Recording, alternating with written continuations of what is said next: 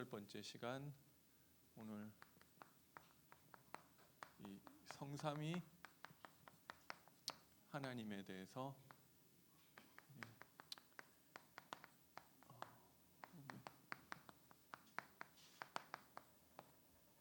8번째 시간입니다. 먼저 사사기에 대해서 먼저 이야기를 하면,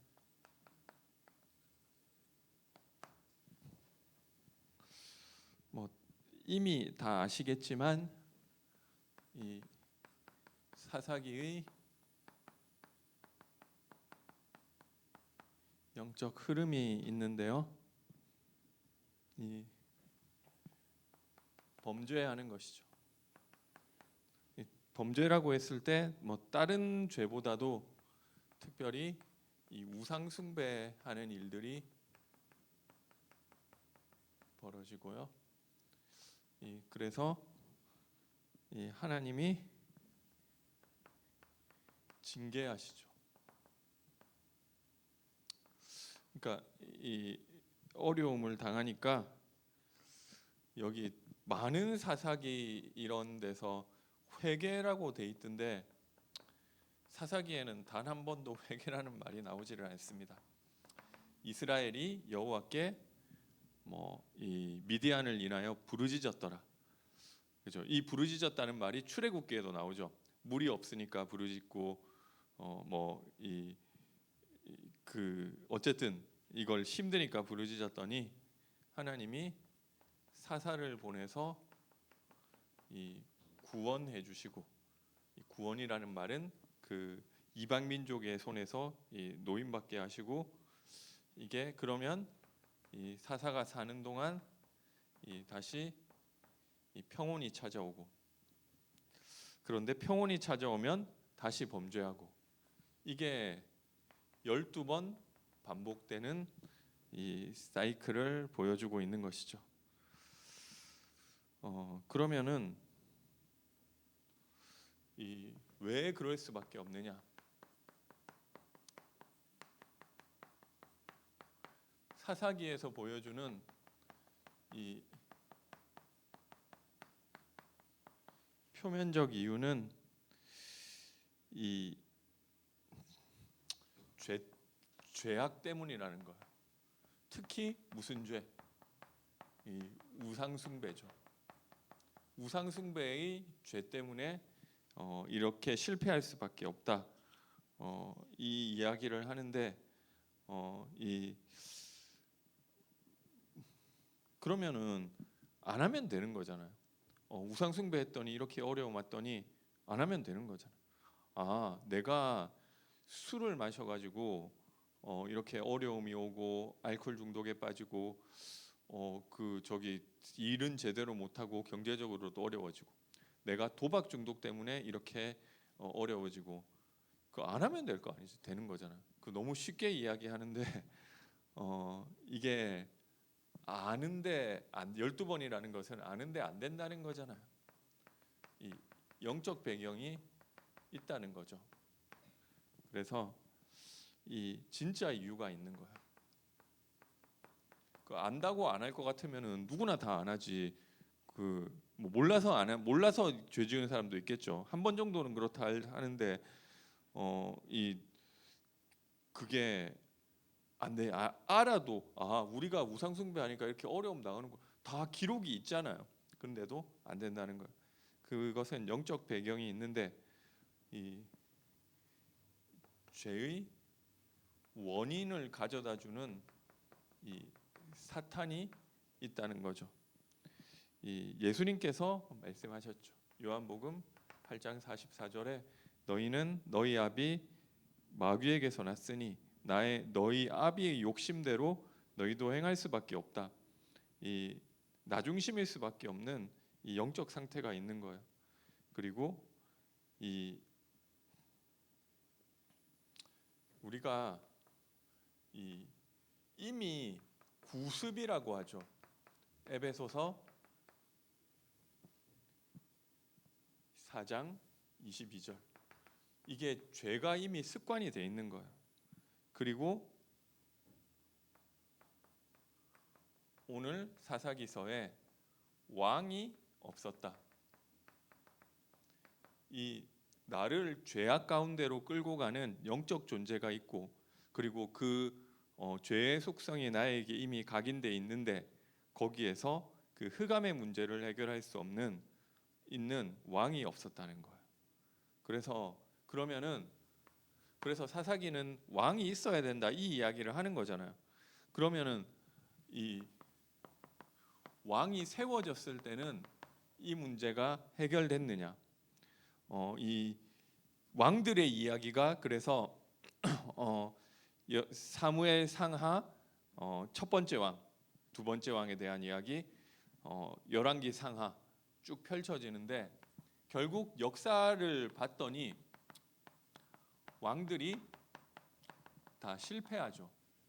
마지막 왕이 시드기야 왕, 이 두 눈이 뽑혀서 이 바벨론의 포로로 끌려가죠.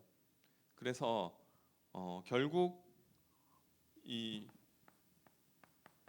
왕의 조건은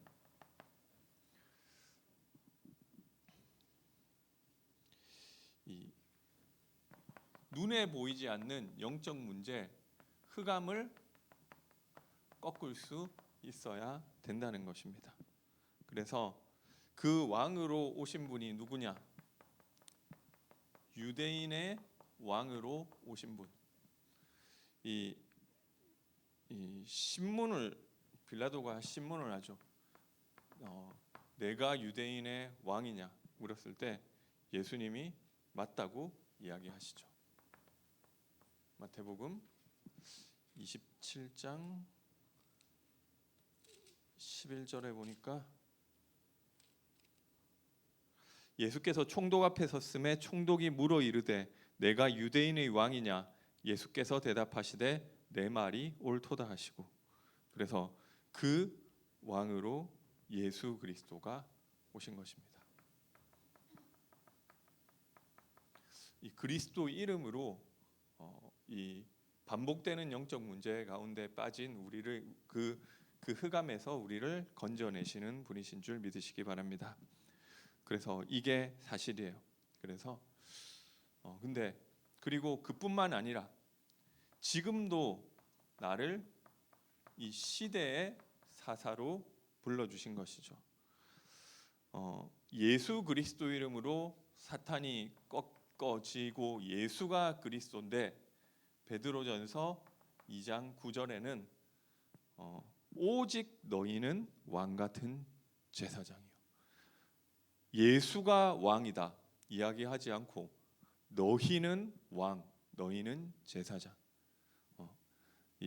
그 이야기를 하는 것이죠. 그리 예수 이름으로 이 시대에 사사가 했던 이 시대를 살리는 역할을 하는 것이 저와 여러분인 줄 믿으시기 바랍니다.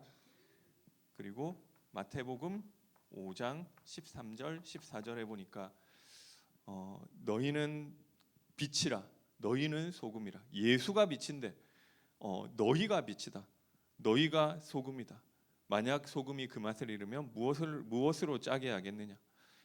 그래서 나를 통해서 이 흑암이 꺾어지고 빛이 비추는 응답을 주시는 줄 믿으시기 바랍니다. 오늘 삼위일체에 대한 내용인데요. 오늘 고린도후서 13장 13절에 보니까 여기도 예수 그리스도의 은혜, 하나님의 사랑, 성령의 교통하심, 성부 하나님, 성자 하나님, 성령 하나님을 함께 이야기하면서 이 끝맺는 인사를 하고 있죠. 사실 제가 이걸 할까 말까 했는데 삼위일체가 좀 어려운 주제고 좀 어떤 사람들은 그러니까 아예 말을 안 하는 게 제일 뭐 꼬투리 유목사님도 삼위일체 얘기 거의 안 하시잖아요. 하면은 무조건은 아닌데 뭔가 트집 잡힐 요소가 생긴다니까. 아예 얘기 안 하는 게 제일 낫다 이렇게 얘기를 해요. 그리고 어떻게 보면 삼위일체가 제대로 이해되는 것은 사실은 좀 불가능하다고도 이야기하는데요. 우리 그거를 다 이해할 수 없는 것이죠. 그래서 근데 신앙 얘기를 지금 기독교 강요로 신앙 얘기를 하려고 했는데 이 삼위일체는 안 하고 넘어간다. 이것도 너무 이상하다는 거죠. 아니 그거 안 할 거면은 신학적인 그런 걸 아예 한다 소리를 안 해야 될 거 아니에요. 그래서 이 삼위일체의 깊이를 우리가 실제로 다 이해할 수는 없지만 일단 우리가 좀 서론적으로 알아야 될 것이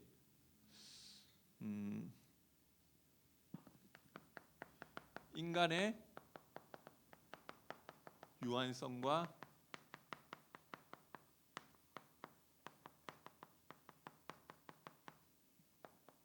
하나님의 무한성에 대한 것입니다. 이 인간은 하나님이 아니기 때문에 반드시 제한적이라는 거죠.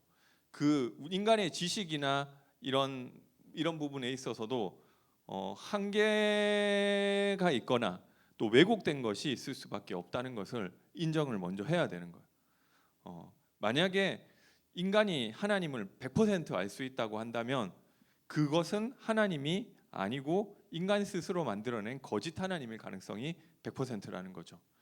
왜냐하면 이 인간의 지식과 인간의 한계에 매이는 그런 분은 하나님이 될 수 없기 때문에 그런 것입니다. 하나님은 온전한 지식, 완전한 지식을 가지고 계시기 때문에 하나님은 모든 것을 다 아시지만 인간은 모든 것을 다 하나님처럼 알 수 있는 것이 아니라는 것을 먼저 인식해야 되고요. 인간이 하나님을 하나님 자신이 인식하시는 것처럼 철저하게 알 수는 없어요. 그 영역 중에 하나가 삼위일체라는 거죠. 여기에 대해서도 굉장히 삼위일체는 논란이 많죠. 이 건전한 교단, 이 보수교단 교회라는 데 대해서도 목사님들도 삼위일체 이야기하는 거 대부분 다 틀리게 이야기를 한다는 거죠. 이 사실 뭐 그 MDB 과정에서 신학을 깊이 하지도 않고요. 그렇기 때문에 이 정확한 개념조차도 가지고 있지 않은 경우가 상당히 많고, 그리고 목회자들도 대부분 그런데 이 교인들은 이해가 안 되는 사람이 많은 것은 당연하다 할 수 있겠죠.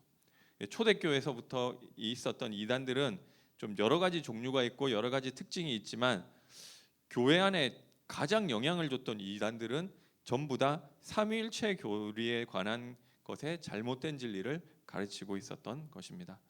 그 중에 이 삼위일체를 잘못 이야기하는 것 중에 제일 많이 이야기하는 것이 예수님이 하나님이 아니라는 거죠. 예수님은 그냥 사람이다. 이 삼위일체를 부정하는 교리들이 초기부터 있어 왔고 지금도 한국과 세계 교회에 제일 많은 이단들은 예수님 하나님 아니라는 이 이단인 것이죠. 아니 예수님이 하나님이라고?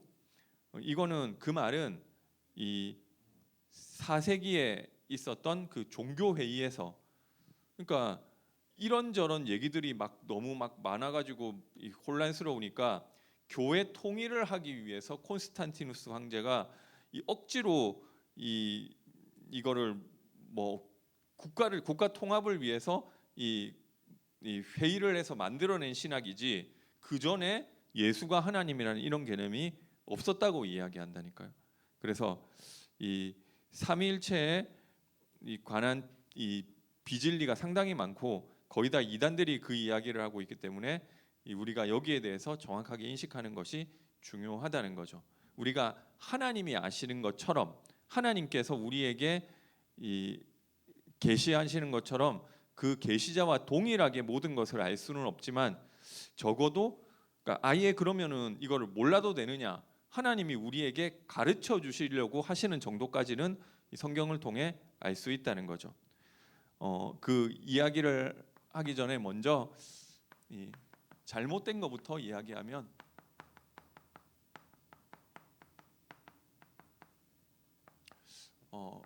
이 삼신론이라고 있죠. 이 하나님이 한 분이 아니고 세 분이다. 그러니까 세 명의 신이 있는 거예요. 각각 독립돼 있는 세 명의 신. 사실 이 삼신론이라는 개념은 오늘날에도 있는 개념이죠. 이 통합 측에서 엄청나게 활동 많이 한 그 이단 연구가도 이 삼신론으로 본인이 이단 판별사인데 삼신론으로 이 통합 교단에서 이단 정죄 받아서 아예 잘렸죠. 그분이 이단 연구가고 수많은 한국 교회들 중에 이 잘못된 교회를 지적하고 이 많은 목사들을 이제 틀린 신학을 한다고 이단 목사라고 파면시키는데 앞장섰죠. 우리 다락방도 그분 통해서 이단 정죄를 받았는데 최상경 목사님이죠. 근데 그분도 삼위일체 이거 잘못 얘기해가지고 이단된 거예요. 이단 지금은 제가 보니까 뭐 좀 풀어줬다. 이단에서는 뭐 이렇게 얘기를 하더라고요. 이 정치적인 부분도 있지만 나름대로 이 신학적인 논리를 가지고 한 교단을 대표했던 이런 분인데도 결국은 이 삼신론으로 이 이단 그 교단에서 이단 판별사가 자기도 이단 판정받았다는 거죠. 그러니까 이 삼위일체라는 게 얼마나 어려운 거라는 거죠.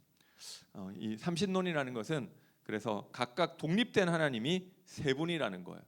그래야지 이 서로 대화도 할 수 있고, 그래야 성자 하나님이 성부 하나님한테 이야기도 기도도 할 수 있는 것이고 그런 거 아니냐. 그래서 이 삼위라고 할 때 이 삼위라는 게 three persons, 이 세 가지 인격, 이걸 너무 강조한 나머지 일체, 이 본질이 같다는 부분에 대해서는 놓쳐버린 거죠. 여기서 이야기하는 것은 이 세 분 하나님이 있다는 거예요. 그 세 분이 각각 독립적으로 존재한다. 여기까지는 맞는 것인데 이 그 각각 독립하는 해 계신 하나님들이 서로 좀 다르다는 거예요. 왜냐하면 세상에 있는 것도 전부 다 독립된 거라면은 똑같은 것이 단 하나도 없잖아요. 이 반을 다 똑같이 생겼는데 뭐 창조과학회 뭐 여기 이런데 보니까 저기 전자현미경으로 바늘 확대해 보니까 바늘이 매끈하게 이런 게 아니라 이 막 이게 다 삐뚤삐뚤하고 깎여 있는 각들도 다 다르더라고요. 이 전자현미경으로 보니까. 근데 하나님이 만드신 뭐 생명체는 막 모기 발바닥 같은 거 보여주는데 다 매끈하고 정교하고. 이게 하나님이 만든 것과 인간이 만든 것 차이를 보여주는 뭐 그런 건데. 그런데 하나님이 만드신 이 세상의 모든 창조물들은 뭐 하나 군더더기가 없이 똑바로 돼 있다는 거죠. 그래서 하나님이 하시는 것과 인간이 하시는 것은 다른데 이 세상에는 모든 물체도 그렇고 사람도 그렇고 똑같이 생기고 똑같은 생각을 하는 똑같은 능력을 가지고 있고 똑같은 본질을 가진 것이 단 하나도 없다는 거예요. 일란성 쌍둥이도 다 틀리다는 거. 부모님은 알아요. 잘 모를 뿐이지. 다른 사람이 모를 뿐이지. 세 분의 위격이 다르다. 세 분의 인격이 독립적이다. 그러니까 이 세 분은 다르다는 거예요. 이거를 강조하는 것이 삼신론. 그래서 막 삼신론을 가지고 좀 설명을 하다 보니까 뭐 달걀 가지고 설명을 하거든요. 같은 달걀인데 안에는 노란 자가 있고 밖에는 흰 자가 있고 그 밖에는 껍질이 있고, 이 같은 달걀인데 다 세 부분이 다르지 않느냐. 하나님도 세 개지만 다르다.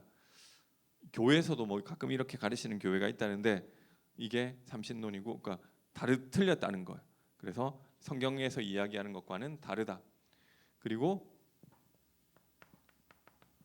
또 양태론이 있죠. 양태론이라는 것은 이 한마디로 단일신인데 그 똑같은 것이 나타나는 모양과 이런 이 태도, 모양과 이 모양이 다르다는 거예요. 그래서 이 똑같은 하나님은 한 분 똑같은 분이신데 구약에서는 성부 하나님으로, 신약에서는 성자 하나님으로, 교회 시대에는 성령 하나님으로 다 똑같은 한 분이 이 세 가지로 다르게 나타나는 것일 뿐 똑같다는 거죠. 그 구약 시대는 아버지로서, 신약 시대에는 아들로, 교회는 성령으로 이 한 분인데 다른 모습으로 나타나는 것이다. 똑같은 어떤 아버지가 있는데 집에서는 가장이고, 그리고 이 집에서는 가장이 아니라 이 부인한테는 남편이고, 자녀한테는 아빠고, 직장에 가면 뭐 사장님이고, 똑같은 엄마가 여자가 있는데 집에 가면 아내고, 자녀들한테는 엄마고, 그리고 뭐 회사에 가면은 뭐 또 뭐고, 이게 한 사람인데 나타나는 이 양태만 다를 뿐이다. 이게 이런 식으로 설명을 하는 거죠. 그리고 또 다른 걸 설명할 때 똑같은 물은 똑같은 물인데 어떤 추운 데서는 얼음으로, 그리고 이 상온에서는 물로, 그리고 100도 넘으면은 이 기체로 똑같은 것인데 존재하는 형식이 다르게 보인다. 그래서 양태가 다른 것이다. 모양만 다른 것이지 이거는 본질은 똑같은 한 분 하나님이라는 것입니다. 이게 잘못됐다는 거예요. 그러니까 삼위일체는 비유를 하려고 하지 말고 설명을 하려고 하지 마라. 그거 그런 걸로 하면은 다 무조건 다 이단된다는 거예요. 그래서 이 한 분 하나님이 구약에는 성부같이 신약에는 성자같이 교회 시대에는 성령같이 이렇게 있는 게 아니고 각각 독립된 위격이 있는 세 분의 하나님이라는 거. 독립된 인격이다. 그게 이해가 안 된다는 거죠. 세상에 그런 게 없으니까. 그래서 이해할 수 있도록 막 설명을 하다 보니까 이걸 잘 설명하려고 보니까 나온 말이잖아요. 근데 이런 식으로 설명하지 마라. 이게 이단이라는 거고요. 그리고 또 뭐 양자론이라는 것도 있죠. 눈에 안 보이는 양자 말하는 게 아니라 원래 예수님은 하나님이 아닌데 하나님이 양자를 삼으신 것이다. 하나님의 이 요한의 세례를 받을 때 성령이 예수님 머리 위에 내려오셨죠. 그때 하나님께서 이는 내 사랑하는 아들 기뻐하는 자라고 음성을 말씀하시는데 그때부터 양자 삼으셔서 아들 됐다는 거예요. 그래서 양자로 입양했다. 원래는 우리와 똑같은 사람인데 예수님이 너무 귀중해 보이셔서 하나님이 어느 날 얘는 나의 아들이다. 뭐 이렇게 택했다. 이게 예수님 신성을 부인하는 거죠. 이 똑같은 사람인데 거룩한 사람이라서 이 성령으로 아들로 입양한 것이지 원래는 하나님 아니라는 이야기예요. 뭐 이런 것들이 다 잘못됐다는 거예요. 이 세 가지가 이제 제일 삼위일체에 대해서 이 잘못된 부분이고요. 뭐 이것들 가지고 많은 이단들이 공격하죠. 이 여호와의 증인도 마찬가지죠. 예수님이 훌륭하지만 좋은 선지자고 사람이지, 그리고 하나님이 택해서 성령을 주시고 능력을 주셔서 아들이라고 하는 것이지 하나님과는 분명히 다른 것이다. 다르다는 거죠. 그러면서 막 또 그런 성경 구절들이 많이 있잖아요. 그걸 막 가지고 이야기한다니까요. 그 마지막 그때와 그 시간표는 아들도 모르고 천사도 모르고 오직 아버지만 안다. 아니 다 똑같은 지혜, 다 똑같은 지식, 똑같은 능력이 있는데 아들은 모르고 아버지만 안다는 게 말이 돼? 뭐 이렇게 이야기한다는 거죠. 그거 보면 그런 이야기 들으면 진짜네? 막 우리 설득되기도 하고. 그래서 장로교는 성경을 안 읽는다고, 그래 성경을 좀 읽어야 된다고 뭐 이런 얘기를 하죠. 그래서 그런 구절들만 전부 뽑아서 이 하나님이 이 위격이 독립돼 있다고 이렇게 막 이야기해 주면은 그게 이게 독립된 거지 같은 분이 아니구나라고 설득될 수 있다니까요. 근데 성경에는 이런 독립된 위격을 가지고 있는 부분도 설명을 하고 또 그분들이 완전히 본질적으로 다 같은 한 하나님이라는 것도 설명하고 있는 거죠. 성경을 한쪽만 봐서는 안 된다. 그래서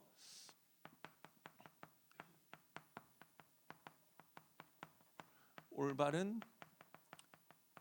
이해를 하려고 하면은 두 가지로 볼 수 있는데요. 이 존재론적으로 볼 수 있는 것이죠. 존재론적으로 하나님에 대해서 이야기한다는 것은 성부, 성자, 성령 하나님이 다 한 하나님이라는 거예요. 같은 분이다. 존재론적으로 같다.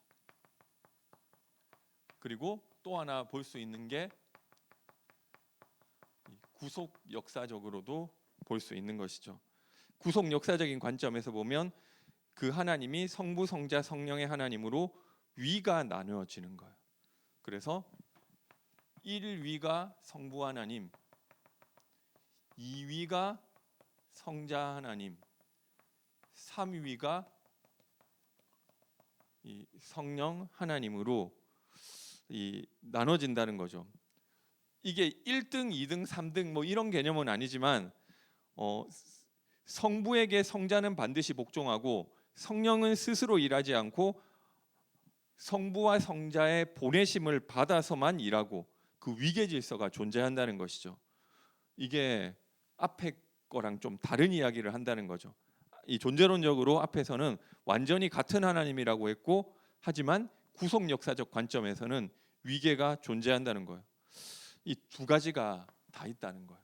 이 두 가지가 동시에 다 있는데 한 부분 가지고 이야기하면서 딴 부분은 빼먹는 거죠. 그래서 성경 전체를 완전히 왜곡하면은 그거는 이단이 아니고 그냥 타 종교예요. 이단이라고 하는 것은 완전 다 왜곡하는 게 아니고요. 성경 안에서 이야기하는 것을 어떤 부분은 취하고 어떤 부분은 취하지 않고 이렇게 취사 선택하는 것이죠. 내가 이해되는 만큼만. 근데 그 이해하는 수준이 전부 다 인간 수준에서 이해하는 거. 내가 이해 안 되는 거는 그냥 이거 아니라고 넘어가 버리는 거죠. 그래서 이 여기 그림 잠깐 보면 뭐 되게 어려운 그림은 아닌데 여기 뭐 이게 뭐 삼위일체에 대해서 설명하는 그림이거든요. 여기 왼쪽에 파테르는 아버지, 오른쪽에 필리우스는 아들, 밑에 스피리투스 산투스는 성령.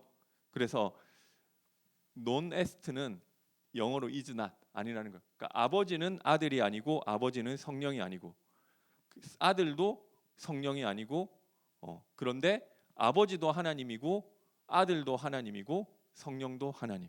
뭐 말하자면 이게 정확한 것이죠. 그래서 동일하게 한 하나님이라는 이 개념을 그림으로 표시해 놓은 거예요. 예, 예, 이 정도만 그림은 넘기셔도 됩니다. 그래서 이 정확하게 말하면은 이 세 분의 인격, 이 세 분의 독립적인 인격이라는 거죠. 그래서 하나님은 세 분이라고 이야기하는 게 삼위의 하나님. 이것만 이야기하면 삼신론으로 간다는 거죠. 그래서 또 우리나라 신학적 용어에서는 삼위일체라고 하니까 또 이해가 안 되는데 일체라는 단어가 또 좀 제가 이걸 보다 보니까 이 좀 틀린 단어더라고요. 일체라고 했을 때 몸이 하나 이런 느낌이잖아요. 일심동체처럼 몸이 하나인데 어떻게 세 분으로 나눠져 있냐 이런 식으로 이야기하니까 이 삼위일체라는 단어가 그런 면에서는 좀 잘못된 단어일 수 있다. 이 삼위라고 하는 것은 세 분의 위격이 있기 때문에 뭐 그거는 뭐 정확한 해석인 것 같고요. 그런데 일체라고 하는 것이 좀 이 번역 과정에서 잘못된 해석일 수 있는 것 같아요. 그래서 이 무일체라고 했을 때 몸이 하나 뭐 이렇게 느끼잖아요. 그래서 삼위라고 하는 것은 세 분의 독립된 세 분의 하나님이라고 하는 이 독립성이 있다는 것이고 그게 앞에 이야기했던 것처럼 아버지는 아들이 아니고 아버지는 성령이 아니고 아들은 아버지가 아니고 아들은 성령이 아니고 성령은 아버지가 아니고 성령은 아들이 아니다라고 하는 그 부분 각각 독립적으로 존재하는데 하나님이 세 분이시라는 거예요. 마태복음 17장 5절에 보면 이 요한의 세례를 받을 때 이 동일한 장면이 변화산에서 나오는데 호련히 이 빛난 구름이 그들을 덮으며 구름 속에서 소리가 나서 이르되 이는 내 사랑하는 아들이요 내 기뻐하는 자니 너희는 그의 말을 들으라 하는지라. 그러면은 예수님 이 성자 하나 예수님이 계시는데 위에서 성부 하나님이 그 성자 하나님에 대해서 증언을 해주시는 거잖아요. 이 성자 하나님과 성부 하나님이 분명히 독립돼 있는 것 위격으로 존재하는 것을 보여주는 장면이라는 거죠. 아니면은 다 한 하나님인데 예수님이 이거 이 신약 시대 성자 하나님으로 오시고 그분이 다 하나라고 하면은 위에서 말하는 사람 누구냐고요. 예수님이 뭐 능력 있으니까 저기 위에 마이크 설치해 가지고 자 무선 마이크 설로 이 성부 하나님 성자 하나님 역할 다 하고 있다는 얘기냐? 그게 아니라는 거예요. 이 독립된 존재라는 것을 보여주는 것이죠.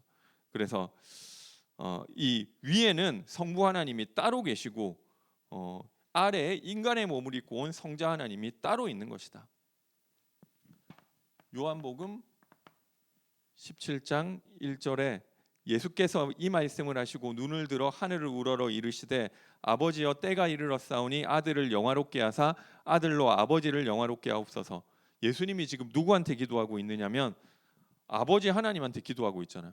그러면 그분이 본질적으로 하나다라고 했을 때 이게 쇼하는 거냐고요. 혼자서 막 독백하면서 하나님께 기도하는 그거 하고 있느냐고요. 그 아니라는 거죠. 서로 독립적인 위격이라는 것은 대화도 할 수 있고 교제도 할 수 있고 성부 하나님과 성자 하나님이 대화를 나눌 수도 있고 성령 하나님과도 함께 대화할 수 있고 함께 의논할 수도 있고 인간들의 의논하고는 좀 다르죠. 인간들은 왜 의논하느냐면 생각이 다르니까 의논하잖아요. 뜻을 좀 맞춰보려고. 그런데 하나님은 본질이 똑같기 때문에 서로 의논하면 딱딱 들어맞게 돼 있어요.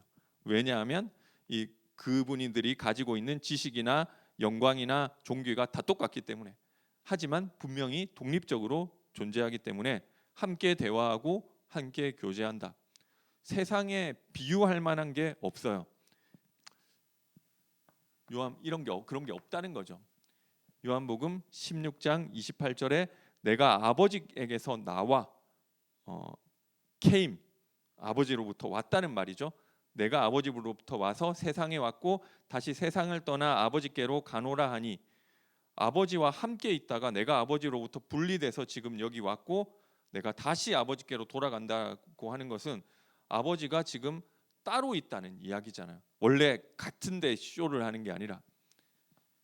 요한복음 16장 7절에도 성령 하나님에 대해서 내가 가면 보혜사 그를 너희에게로 보내주겠다.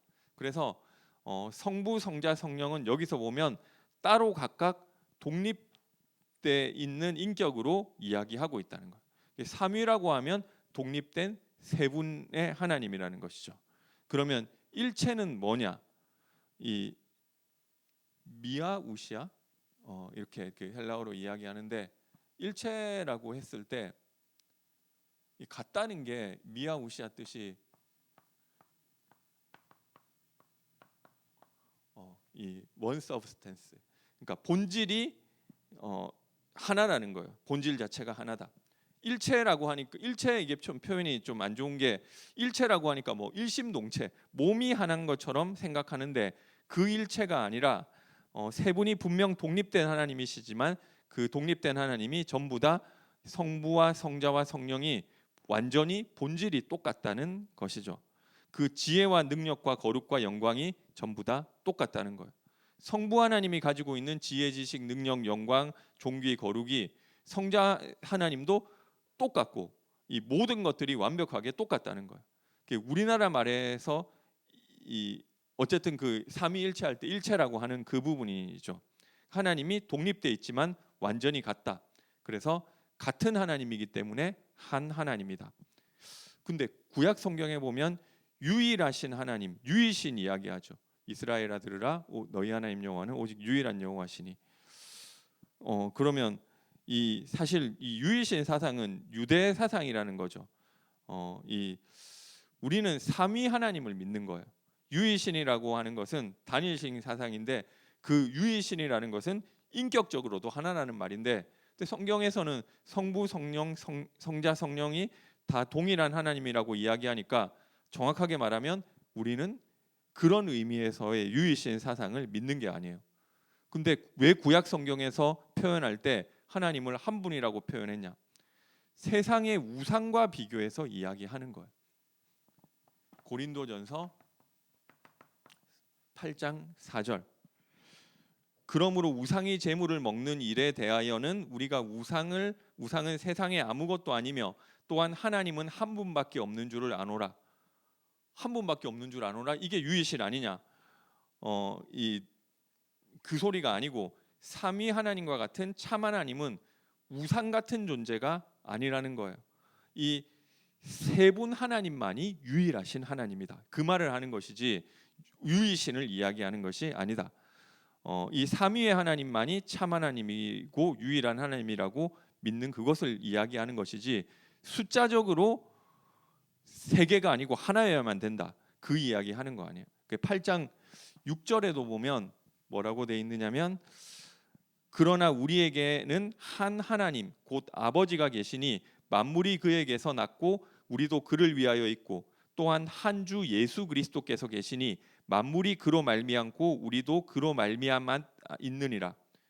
성부 하나님으로 말미암아 만물이 나고 우리도 있고, 그 말을 해놓고 성자 하나님으로 말미암아 우리도 있다.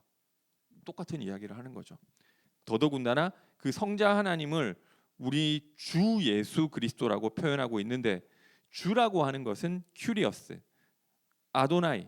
이 구약 성경에서는 여호와를 번역하는 이 아도나이를 이야기하는 거죠.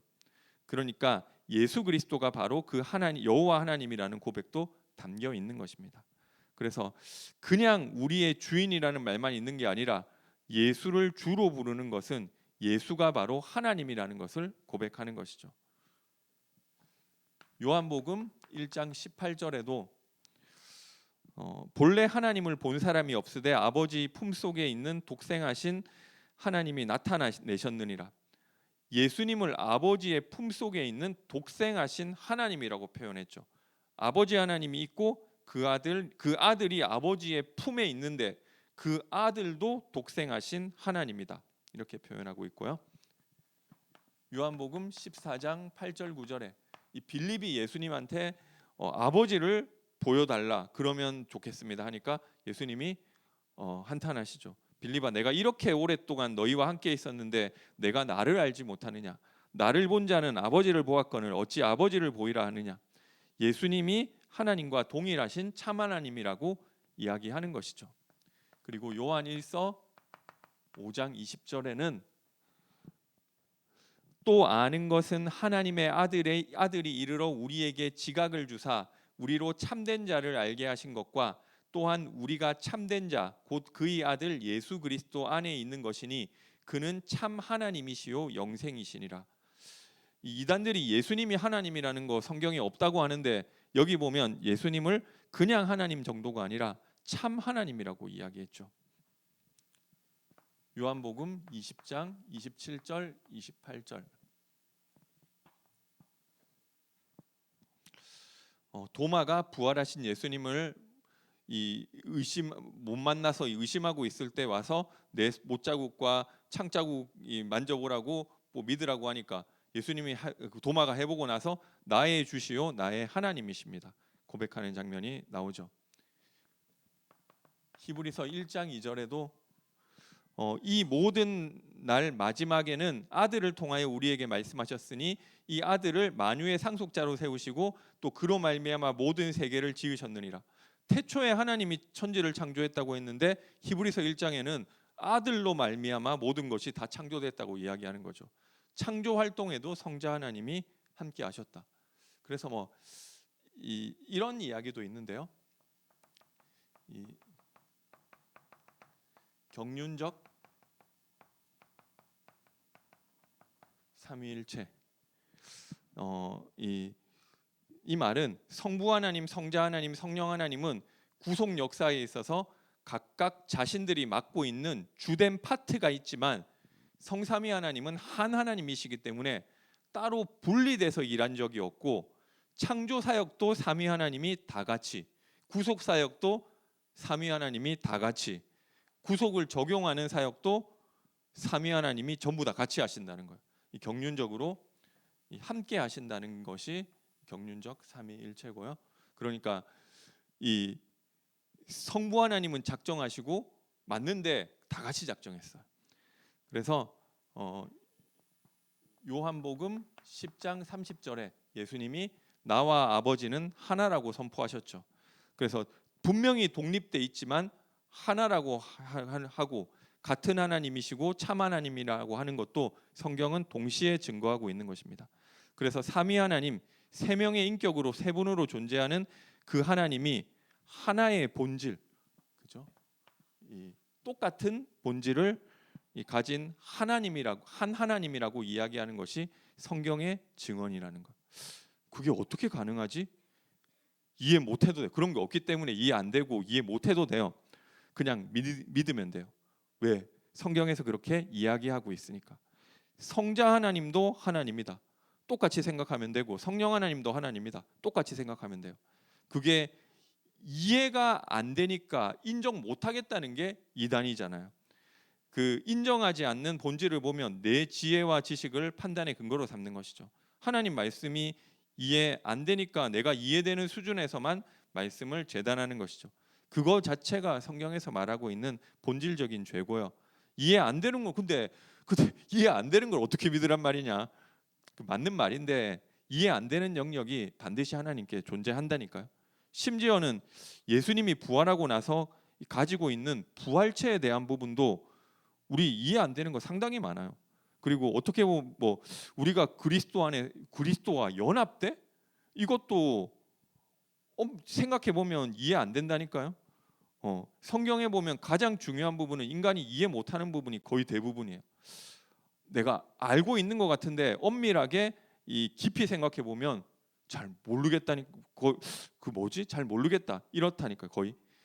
그런데 그게 인정되고 믿어지는 것이 하나님의 은혜인 것입니다. 따라서 삼위일체 하나님에 대한 이 존재론적인 이해는 삼위에 대한 이 삼위 이 세 분이 있다. 이 세 분이 있고 본질적으로 같다. 이거를 좀 같이 이 일체라는 표현보다는 하나의 본질. 그래서 저기 지방 교회는 삼위일체 단어를 안 쓰고 삼일신 이런 단어 쓰는 데도 있더라고요. 삼일 하나님 이렇게 이야기하는 데도 있더라고요. 영어로도 뭐 트리니티 이야기하지만 이 트리니티로 이야기할 때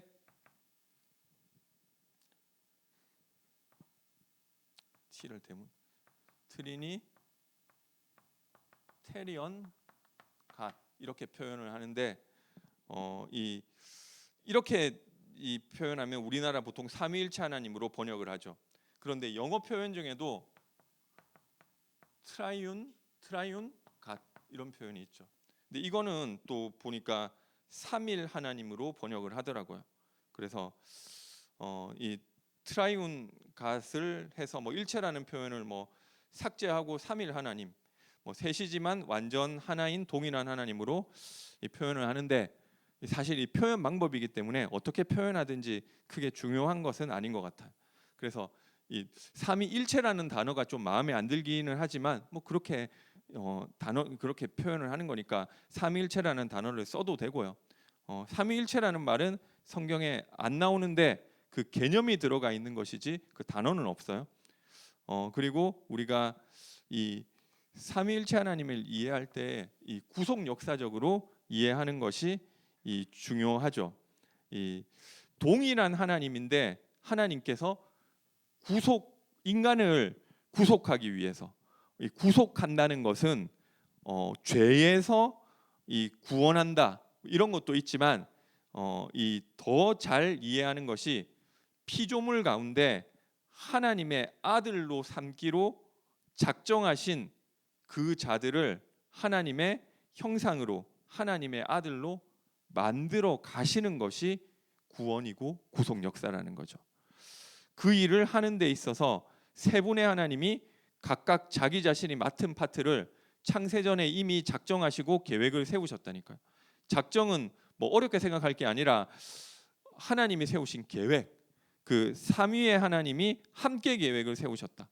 뭐 성부 하나님이 계획을 세우시고 다른 하나님은 따라오는 게 아니고 동일한, 물론 성부 하나님이 주된 이 계획을 세우셨지만 동일한 하나님이기 때문에 창세기 1장 26절에 하나님이 이르시되, 창세기 1장 26절에 나오죠. 하나님이 이르시되 우리의 형상을 따라 우리 모양대로 우리가 사람을 만들고, 이게 이제 계획을 세우는 장면 중에 하나라는 거죠. 작정.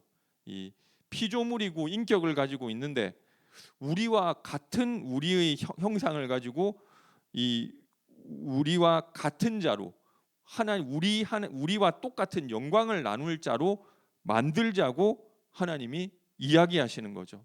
그 구원의 계획, 하나님의 아들들을 하나님의 형상으로 만들어가는 데 있어서 각각 세 분 하나님이 맡은 이 파트들이 존재한다는 거죠. 성부 하나님의 역할, 성자 하나님의 역할, 성령 하나님의 역할, 이 모든 역할들은 사실 우리에게 진짜 진리를 알고 하나님의 형상으로 하나님의 아들로 거듭나게 하기 위한 이런 것들을 삼위 하나님께서 구속 역사 안에서 보여주기 위해서 그렇게 하시는 것입니다. 그래서 성자 하나님이 죽도록 충성하시죠. 죽기까지 복종하시죠. 그것을 통해서 뭐 때문에 그러느냐? 우리에게 하나님의 아들이라는 것이 무엇인지를 보여주기 위해서 그렇게 하신 것이지 다른 게 아니, 부족해서 그런 게 아니라니까요. 그래서 성부 하나님은 모든 것을 다 계획하셨다. 혼자 계획했냐? 의논해서 같이 하셨죠. 그러나 주는 성부 하나님, 그리고 성자 하나님은 그 계획하신 것을 그대로 실행을 하는데, 그대로 행하는 것이 그 자기 자신을 비워 이 하나님과 동등한 본체시지만, 빌립보서 2장 6절이죠. 자기 자신을 비워 종의 형체를 입고 십자가에 이 땅에 오셔서 십자가에 죽기까지 100% 순종하셨죠.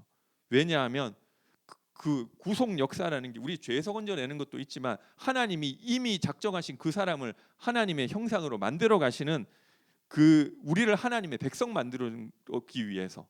그래서 성부 하나님께 성자 하나님은 100% 순종하고 예수님은 분명히 동일한 하나님이지만 성부 하나님께 들은 것만 이야기하고 성부 하나님이 하라는 것만 하시죠. 심지어 예수님은 이 자신의 신성을 가지고 자기가 임의적으로 마음대로 이 땅에 사용한 게 단 한 번도 없다고 하시잖아요. 그러면 예수님 어떻게 그렇게 기적 많이 일어났냐?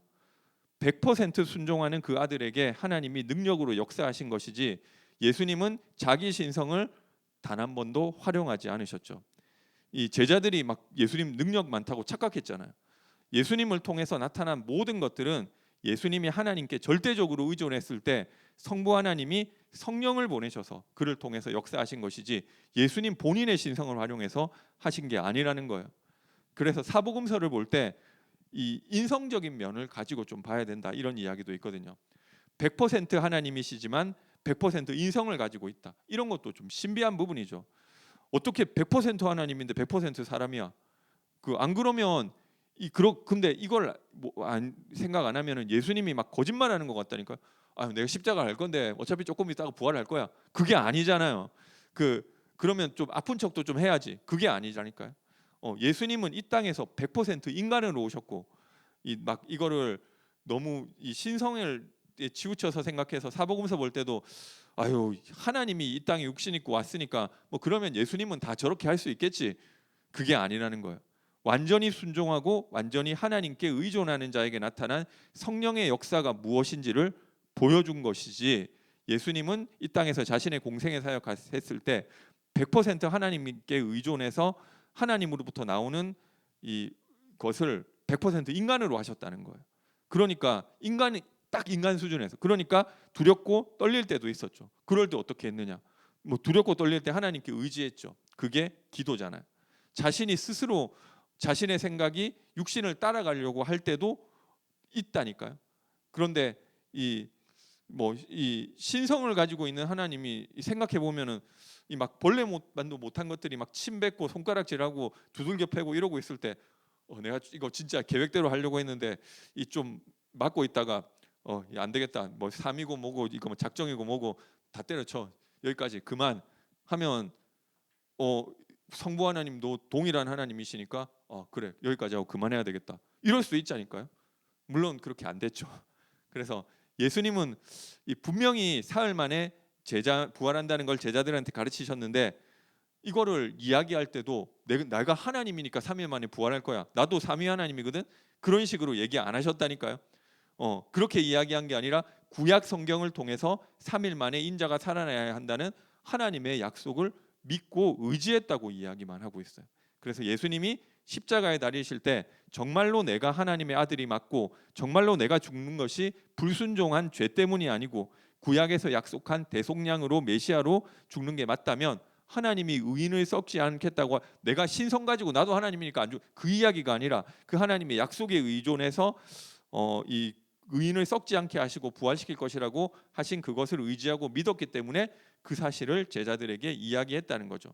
그래서 좀 너무 신성적인 각도로만 보면 봤던 거랑 좀 다르게 보면 좀 다르게 읽히는 것도 많죠.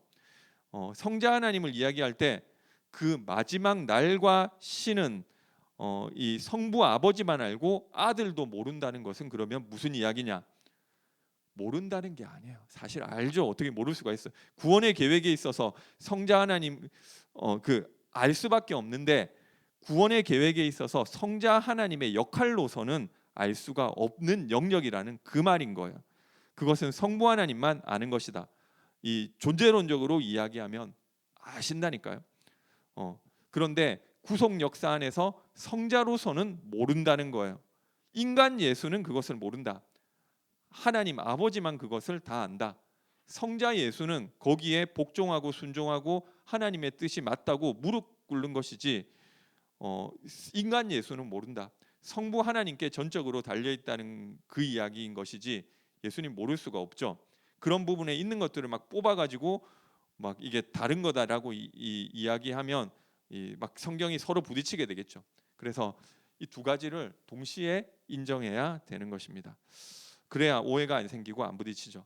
성령 하나님은 또 이 성령 하나님은 그 성자 하나님이 이루어 놓고 완성하신 구속을 적용시키는 역할을 하시는데, 그 적용도 본인 입맛대로 적용하는 게 아니고 아버지와 아들의 보내심을 받아서 아버지의 뜻에 100% 순종해서 예수님의 보내심을 받아서 적용하는 것이죠. 성령은 자의로 일하시지 않는데요. 그래서 성령 충만 달라고 할 때도 성령 하나님께 기도하는 게 아니라 예수 이름으로 하나님 아버지께 기도하는 게 맞다는 거죠. 성령 하나님 저에게 오세요. 그리고 좀 지난번에도 얘기했지만 좀 심하게 말해서 막 성령 더 세게 역사해, 더 강하게 이거 다 좀 이상한 거죠. 그래서 이 자의로 움직이시는 게 아니다. 그러니까 좀 착각할 수 있는 부분이 있다니까요. 자의가 하나도 없기 때문에 이거는 아예 존재가 없고 에너지와 같은 그런 거 아니냐? 아닌데 자의로 움직이시지 않아서 그래요. 그래서 물론 그분의 뜻이 본질적으로 본다면 다 같기 때문에 상관없겠지만 구속 역사 속에서 본다면은 성령 하나님은 성부 하나님으로부터 성자 하나님으로부터 나오시는 분이시지 자기 스스로 일하시는 분이 아니에요.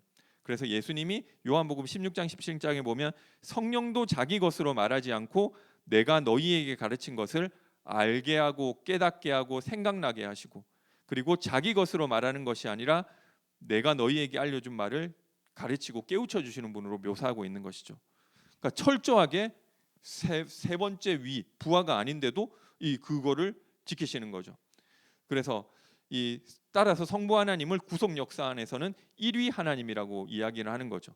왜냐? 성자 하나님도 성령 하나님도 전부 다 그 뜻에 복종하면서 움직이기 때문에. 성자 하나님은 2위의 하나님, 성령 하나님은 3위의 하나님.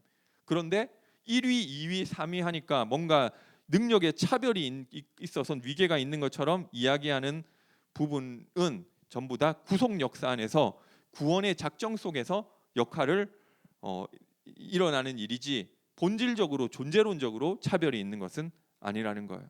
그래서 삼위일체를 이해할 때 존재론적으로 이해해야 되는 부분이 있고 구속 역사 안에서 이해해야 되는 부분이 있다는 거죠. 이 존재론적으로 이해해야 하는 것은 정확하게 삼위일체를 이야기하고 있고 그러니까 한 하나님, 하나의 본질을 가진 동일한 하나님이라는 것을 강조하고 있고요. 그렇지만 구속 역사 안에서 성부의 역할, 성자의 역할, 성령의 역할이 구분돼 있다. 그리고 절대로 그것을 넘어서지 않는다. 왜? 그것이 인간에게 순종이 무엇이고 인간이 하나님 앞에 어떻게 살아야 되는지를 분명히 보여주는 것입니다. 죄가 무엇인지, 진짜 의인은 어디에만 있을 수 있는지를 보여주는, 왜 1위, 2위, 3위를 나눴느냐? 그 구원의 모델이 되기 때문에 이 죄가 무엇인지 그리고 의인이 어디에 있어야 되는지를 보여주는 구원의 모델이 되기 때문에 그렇게 보여주신 거라는 거예요. 따라서 이 삼위일체 이거 가지고 다 온전하게 설명은 제가 설명한 거 가지고 다 설명한 것은 아니지만 들었을 때 저거는 아니다, 저거는 맞다, 이 정도는 이해하는데 좀 도움이 됐으면 좋겠습니다. 100% 이해할 수는 없지만 이 정도는 알고 있어야 된다는 거죠. 그래야 누가 이상한 헛소리 할 때 아니 저거는 이것만 너무 강조해서 존재론적인 거는 얘기 안 하고 넘어갔네, 뭐 이런 식으로 뭐 이렇게 저렇게 막 잘못된 얘기하네, 그 정도는 알 수 있고 또 내가 헷갈리지 않는다니까요. 그래야 이상하게 막 성령에 대해서도 이야기하는 거 들으면은 저거는 잘못 가르치고 있네 정도는 분별할 정도는 알고 있어야 되는 거예요. 왜냐하면 모든 이단은 전부 사실 이 삼위일체 안에서 제일 많이 파생돼 나와서 그런 것입니다. 마지막으로 그러면 왜 이렇게 이 목적이 뭐냐? 왜 이렇게 복잡하냐? 그리고 이런 거 우리 몰라도 되잖아요. 삼위일체 같은 거. 근데 왜 굳이 이거를 하나님이 이렇다고 설명을 해주고 있냐?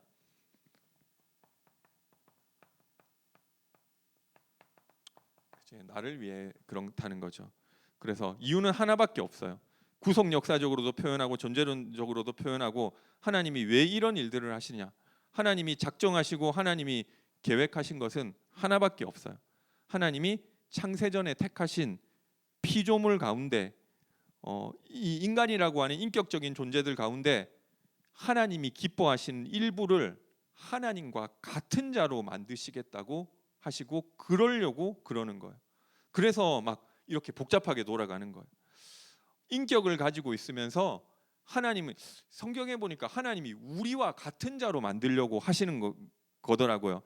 우리 하나님이 기뻐하시는 일부를 그 하나님과 같은 자들로 만드시는데 인격을 가지고 있으면서 그 하나님과 같은 자가 됐는데 아우 나는 피조물이고 하나님 앞에 무릎 꿇어야 된다는 그 사실을 인정할 자가 하나도 없다는 거예요. 나도 똑같은 하나님과 똑같은 수준인데 다 이렇게 들어가는 것이지. 그거 알게 해주려고 하는 거예요. 어느 정도로 복잡하고 어느 정도로 이게 힘드냐. 이위 하나님이신 성자 예수 그리스도가 육신을 입고 이 땅에 오시고 부활해서도 이제 영원히 육체를 가지고 있어야 된다는 거죠. 사실은 이 하나님과만 가지고 있는 특별한 속성 중에 하나가 무소부재잖아요. 어디든지 다 있을 수 있는 거예요. 성자 예수님 그거 못해요. 왜 못하냐? 영원히 육체를 입어버렸으니까 그 감옥에 갇힌 거죠. 어떻게 무소부재할 수 있냐? 그 무소부재를 또 가능하기는 해요.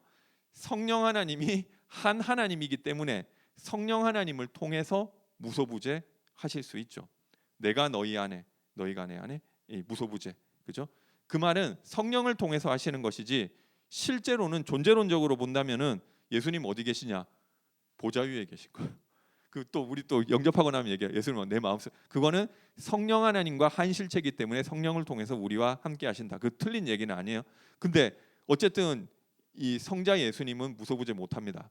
그 또 한다고 할 수도 있는데 그 성령 하나님을 통해서 하시는 것이다. 그래서 이게 그래서 뭐 하늘 보좌 우편에 앉아 계신 동시에 내 안에 성령으로 함께 하신다. 이것도 맞죠. 존재론적 입장에서 본다면은 성자 하나님은 하늘 보좌에만 계시고 성령을 통하지 않고는 무소부재할 수 없다. 말하자면 갇히지 않아도 되는 입장에서 영원히 육체라는 감옥 안에 갇혀버리신 거예요. 우리야 저기 죽고 나면 부활체 준대. 그게 주와 같은 몸을 가지게 되고 우리 입장에서는 완전 땡큐죠. 그렇지만 하나님의 입장에서 왜 그거 하나님이 그 부활체를 뒤집어 써야 되느냐는 거죠. 그렇게까지 해야 되느냐? 그 생각까지 드는 게 예수님이 육신을 입고 이 땅에 오신 것이라는 거죠. 그런데 다 같은 하나님이 그 예수님만 부족한 게 아니잖아요. 같은 하나님 중에 제비 뽑아가지고 너가 안 되니까 뽑혀가지고 그렇게 한 게 아니잖아요. 서로 뜻이 맞아서 그 한 하나님을 보내서 자기와 똑같은 분인데 왜 하나님이 영원한 육체 속에 갇히시면서까지도 우리를 자기와 같은 자로 만들려고 하시느냐는 거예요. 예수님의 성육신 자체도 우리가 하나님 같은 자가 될 수 없으니까 하나님이 우리와 같이 되신 거죠. 근데 부활체는 영원히 가잖아요. 이 새 하늘과 새 땅에서도 사실 우리와 함께 하나가 되기 위해서 하나님이 영원한 육신을 입어버린 거예요. 삼위일체 하나님께 있어서 우리가 뭘 알아야 되냐? 왜 이렇게 복잡하냐가 아니라는 거죠. 왜 이렇게까지 우리를 구속하려고 하셨지? 보여주시려고. 죽기까지 복종하시는 거 보여주시려고. 그죠? 그래서 이 위격이 나뉘는 거예요. 성령 하나님이 열등한 하나님이 아니라니까요. 그런데 하나님과 같이 하나님과 되는 것은 스스로 이렇게 순종하는 것이다. 알려주시기 위해서. 그래서 이 막 왜 이렇게 막 그래서 잘 이해도 안 되는데 굳이 삼위의 하나님이 뭔지를 이걸 막 왜 이렇게 또 굳이 성경에 설명을 해주고 그것도 부족해서 육신을 입고 와가지고 우리의 모든 죄까지도 다 사해주면서까지 하나님의 아들로 만드시는 거라는 거죠. 그래서 삼위일체 하나님은 이 교리 이전에 그 안에 하나님이 구속 역사를 통해서 우리를 살리려고 하는 그 사랑을 알아야지 삼위일체 하나님이 무엇인지를 아는 것입니다. 그 삼위 하나님이 얼마나 우리에게 사랑을 베푸시고 은혜를 베푸셨는지 거기까지 가야 삼위일체가 이해된 거죠. 그 삼위일체 하나님께 영광 돌리고 감사 감격하는 성도님 되게 되시기를 바라겠습니다. 시간이 많이 가서 기도하고 마치겠습니다. 사랑의 하나님, 은혜와 사랑을 감사드립니다. 예수 그리스도가 우리의 참된 왕이 되시고 성삼위 하나님을 통해서 우리를 만들어 가시고 구원하시는 하나님의 구원 계획 가운데 그 사랑에 감사 감격하는 하나님의 자녀로 응답받게 하여 주옵소서. 예수님의 이름으로 기도드립니다. 찬송가 100